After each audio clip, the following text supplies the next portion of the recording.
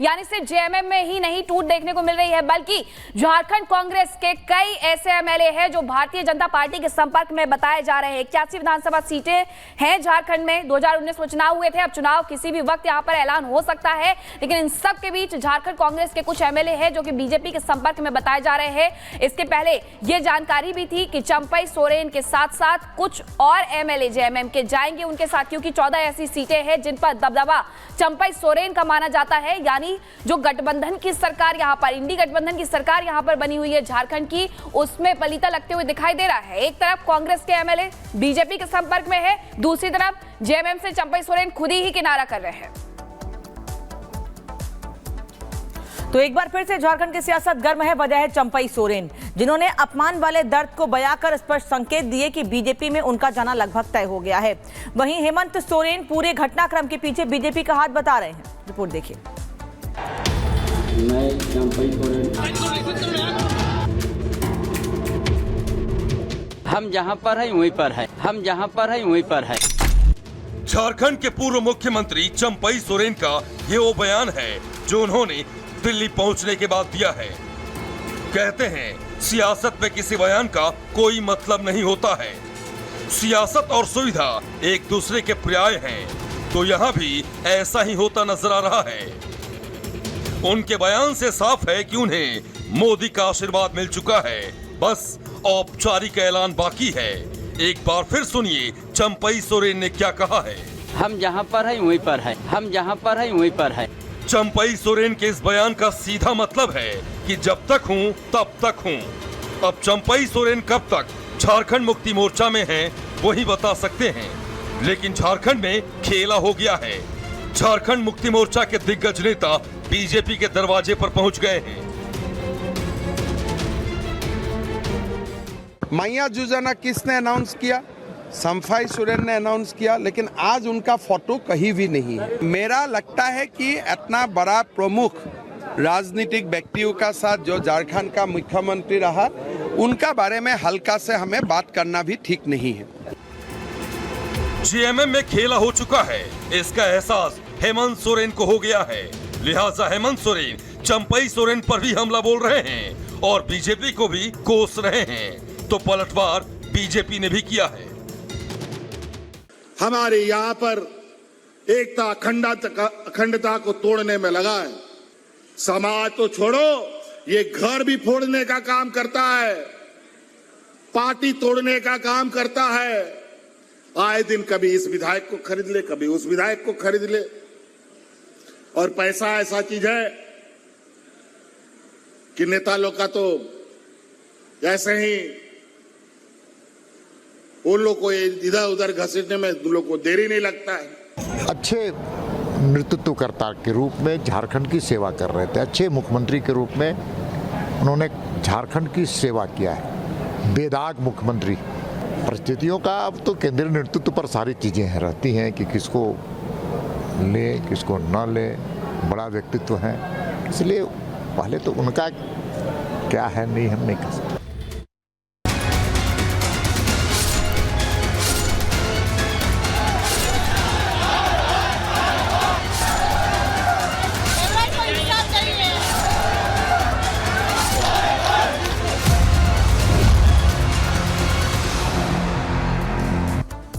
झीलों का शहर उदयपुर जो कि 2 बार अशांत हुआ है। एक बार जब उदयपुर में कन्हैया लाल की हत्या हुई और उसके बाद अब जब चाकूबाजी की घटना हुई है। चाकूबाजी की घटना के बाद कन्हैया लाल के परिवार का रिएक्शन सामने आया है। उन्होंने कहा है कि सॉलिड संदेश जाता है बुलडोजर से, बुलडोजर वाली कार्रवाई होनी चाहिए। और आपको बता दें कि दोनों ही मामलों के जो आरोपी हैं वो एक ही मोहल्ले में रहते हैं। इन सब को लेकर के अब कन्हैया के कातिलों पर भी बुलडोजर चले, ये कन्हैया लाल के परिवार ने मांग की है। बुलडोजर कार्रवाई से सॉलिड संदेश जाता है, एक ही मोहल्ले के हैं दोनों ही मामलों के आरोपी। ये भी जानकारी आपको दे रहे हैं, उदयपुर में जिस तरीके से चाकूबाजी की घटना हुई थी उससे लेकर के अभी भी ये जानकारी नहीं मिल पा रही है कि आखिरकार जिस छात्र को चाकू मारी गई थी उसकी स्थिति क्या है। लेकिन इन सब के बीच कन्हैया लाल के परिवार का रिएक्शन सामने आया है।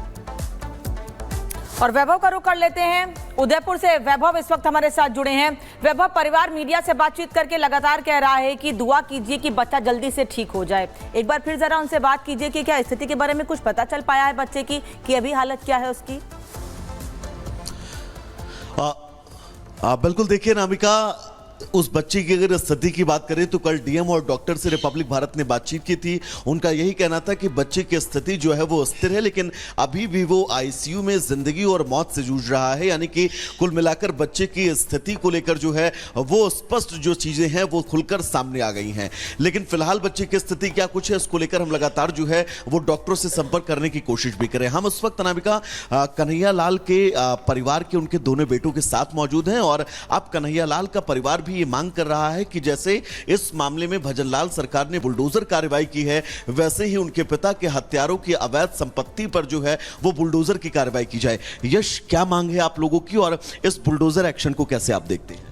देखिए, ये सरकार ने जो इस बार जो एक्शन लिया है, बुलडोजर एक्शन, ये बहुत ही अच्छा एक्शन है। इससे मतलब हज़ारों लोगों जो आगे ऐसा करने वाले हैं उनकी कहीं ना कहीं मतलब एक टूटेगी उम्मीद के, मतलब अगर हमने कभी ऐसा किया तो हमारे घर पे भी बुलडोजर चल सकता है और कहीं ना कहीं इससे अपराध भी रुकेंगे। तो ये एक सरकार का बहुत ही अच्छा एक्शन था और इससे आगे होने वाले अपराधों में कई फायदे मिलेंगे लोगों को जो नहीं हो पाएंगे। यश, आपके पिता की हत्या यानी कि कन्हैया लाल की हत्या और जो परसों 2 दिन पहले इंसिडेंट उदयपुर में हुआ है, उन दोनों में कॉमन ये है कि जो आरोपी हैं वो एक ही मोहल्ले के रहने वाले हैं। हाँ बिल्कुल, मतलब मेरे पिताजी की जो हत्या करने वाले आरोपी थे वो भी खांजी पीर से रिलेट करते थे और जो इस इंसिडेंट में पकड़े गए वो भी खांजी पीर के। तो कहीं ना कहीं मतलब वो दिमाग में चलता ही है कि ये मतलब हर बार उस जगह से ही ये लोग क्यों होते हैं। तरुण, आपको क्या कहना है बुलडोजर एक्शन पर?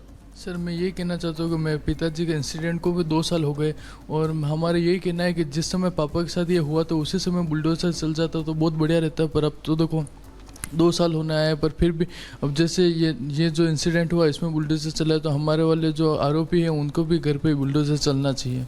यश, उदयपुर में अशांति है, 2 साल में 2 ऐसे इंसिडेंट्स हो जाते हैं जो बड़े सवाल खड़े कर देते हैं कि कैसे कट्टरपंथी जो लोग हैं वो